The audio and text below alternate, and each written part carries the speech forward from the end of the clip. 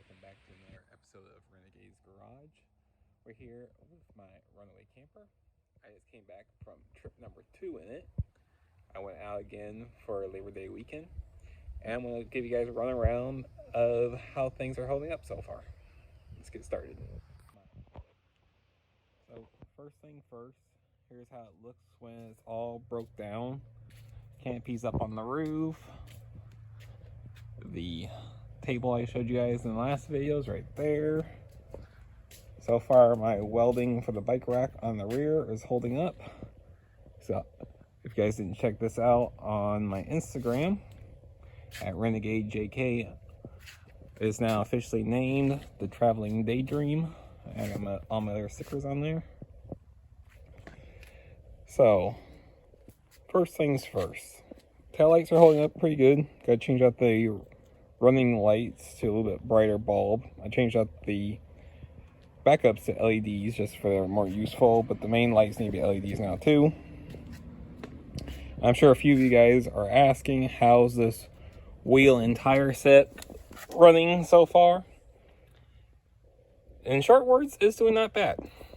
Problem is, I don't know how many miles are on these hubs at the moment, and I don't know if you guys can hear it because it's kind of hard with the bike rack on the rear. They are a little loose.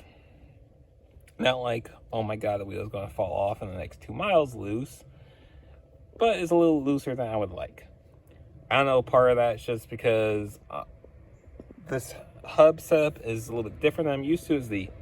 Uses the same size bearing inside and outside. I'm used to it being the smaller one on the inside and the bigger one on the back. So I don't know, part of it I'm just trying to get used to this setup, or it just needs to be replaced.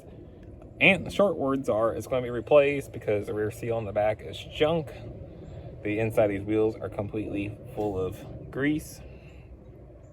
So I'm just going to go ahead and replace them, and then I'm going to start from scratch and see if things get better from there.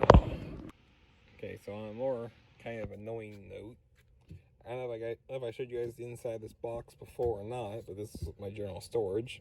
What used to be a lot more packed. The stupid thing is last night went to go start cooking my dinner, get it all ready, and my grill dies. So I'm on a hunt for a new grill at the moment. But until then, I get to enjoy a little more space in here. On another note, for wheel chocks, I'm just using the standard wheel chalk, and I'm using a ton chalk where the wheel on my jack just sits inside of and kind of helps keep it from rolling around. That combination, along with the rear stabilizer jacks that I'm not sure if I'm going to be changing out yet or not, do seem to be holding up pretty good. Okay, so on a quick tongue setup here, I swapped the regular ends out to these hooks just because that's what I have on my other trailer. I don't really like it. I also put a 7-way plug on here that runs all the way along to the underneath of the trailer, right there, to the 7-way box. So I'm gonna run the backup lights, all the regular running lights, and when I finally get it hooked up, I can charge the battery right there. Okay, so on an update on the lighting, I don't know if I ever showed it, but I have the outside light hooked up. I will insert a clip now.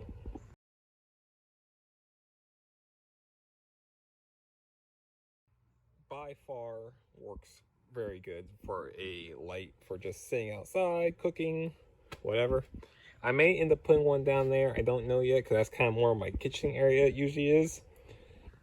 But for right now, this one works really good. As the same thing with the interior. It works really good. Put a sticker up there. I picked those up to stick on the walls at some point.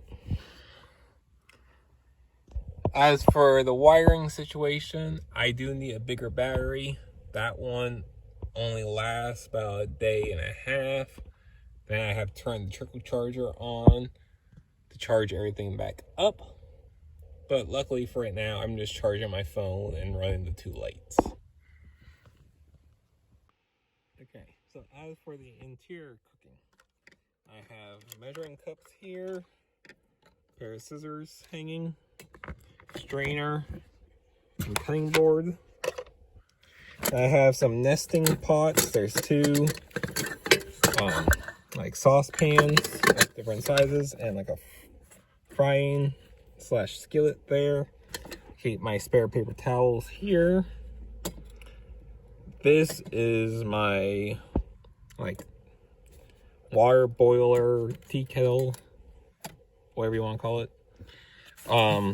Now I'm changing grill. It's gonna work out better because this was not gaining heat very well because of having the dished bottom.